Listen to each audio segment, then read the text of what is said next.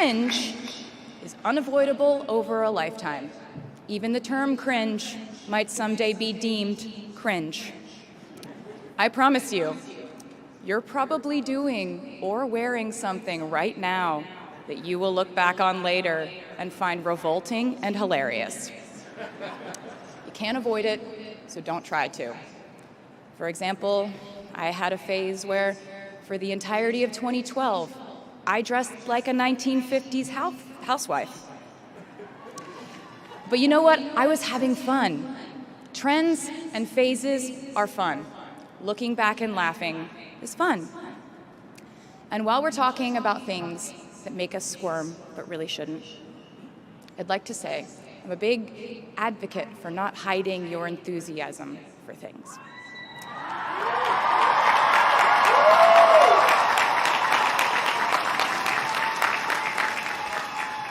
It seems to me that there is a false stigma around eagerness in our culture of unbothered ambivalence.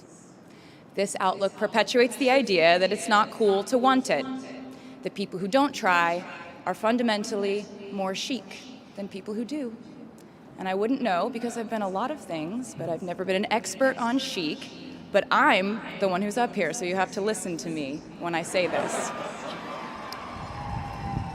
Never be ashamed of trying.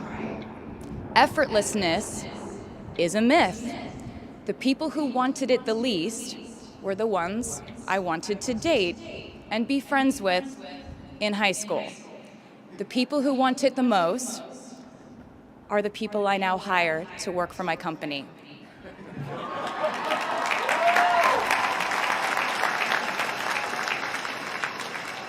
I started writing songs when I was 12, and since then, it's been the compass guiding my life, and in turn, my life guided my writing.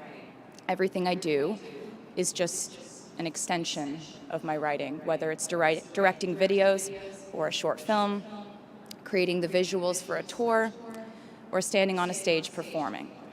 Everything is connected by my love of the craft, the thrill of working through ideas and narrowing them down and polishing it all up in the end, editing, waking up in the middle of the night, throwing out the old idea because you just thought of a newer, better one, or a plot device that ties the whole thing together. There's a reason they call it a hook.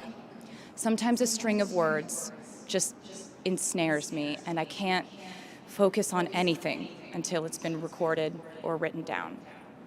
As a songwriter, I've never been able to sit still or stay in one creative place for too long. I've made and released 11 albums, and in the process, I've switched genre from country to pop to alternative to folk. And this might sound like a very songwriter-centric line of discussion, but in a way, I really do think we are all writers. And most of us write in a different voice for different situations. You write differently in your Instagram stories than you do your senior thesis. You send a different type of email to your boss than you do your best friend from home. We are all literary chameleons, and I think it's fascinating. It's just a continuation of the idea that we are so many things all the time. And I know it can be really overwhelming figuring out who to be and when, who you are now, and how to act in order to get where you want to go. I have some good news. It's totally up to you. I have some terrifying news. It's totally up to you. I said to you earlier that I don't ever offer advice unless someone asks me for it, and now I'll tell you why. As a person who started my very public career at the age of 15, it came with a price. And that price was years of unsolicited advice. Being the youngest person in every room for over a decade meant that I was constantly being issued warnings from older members of the music industry, media, interviewers, executives, and this advice often presented itself as thinly veiled warnings See, I was a teenager at a time when our society was absolutely obsessed with the idea of having perfect young female role models.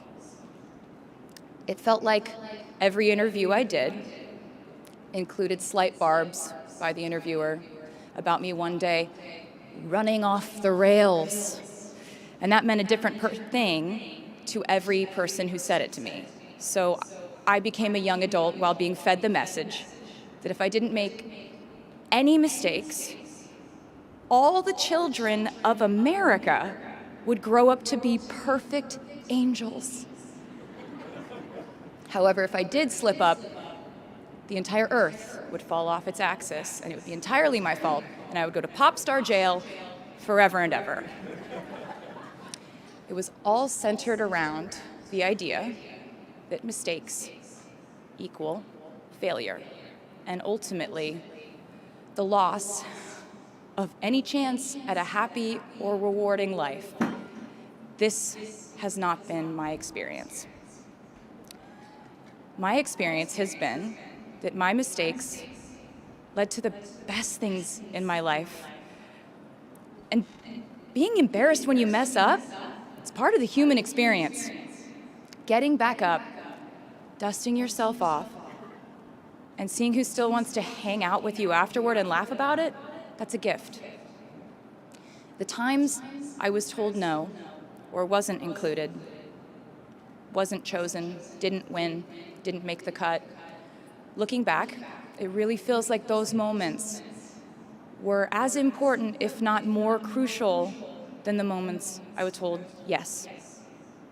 Not being invited to the parties and sleepovers in my hometown made me feel hopelessly lonely. But because I felt alone, I would sit in my room and write the songs that would get me a ticket somewhere else.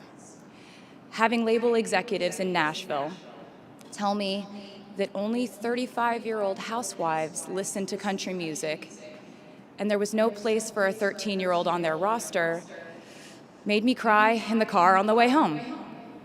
But then I'd post my songs on my MySpace. And yes, MySpace. And I would message with other teenagers like me who loved country music, but just didn't have anyone singing from their perspective. Having journalists write in-depth, oftentimes critical pieces about who they perceived me to be made me feel like I was living in some weird simulation. But it also made me look inward to learn about who I actually am. Having the world treat my love life like a spectator sport in which I lose every single game was not a great way to date in my teens and 20s. But it taught me to protect my private life fiercely. Being publicly humiliated over and over again at a young age was excruciatingly painful, but it forced me to devalue the ridiculous notion of minute-by-minute, ever-fluctuating social relevance and likability.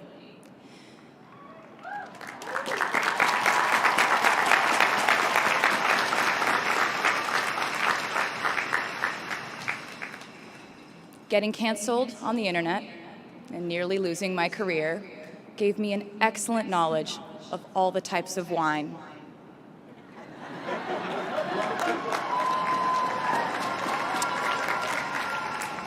I know I sound like a consummate optimist, but I'm really not.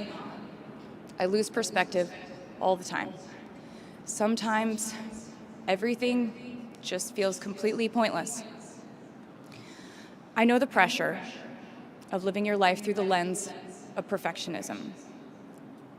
And I know that I'm talking to a group of perfectionists because you are here today graduating from NYU.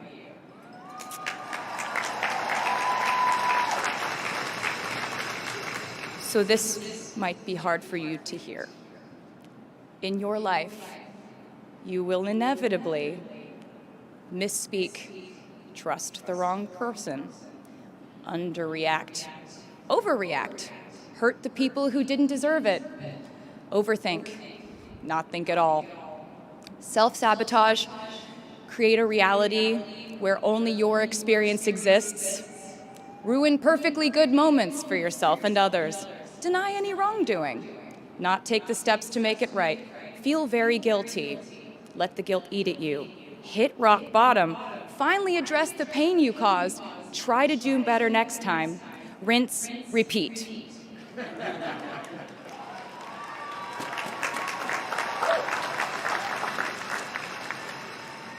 And I'm not going to lie.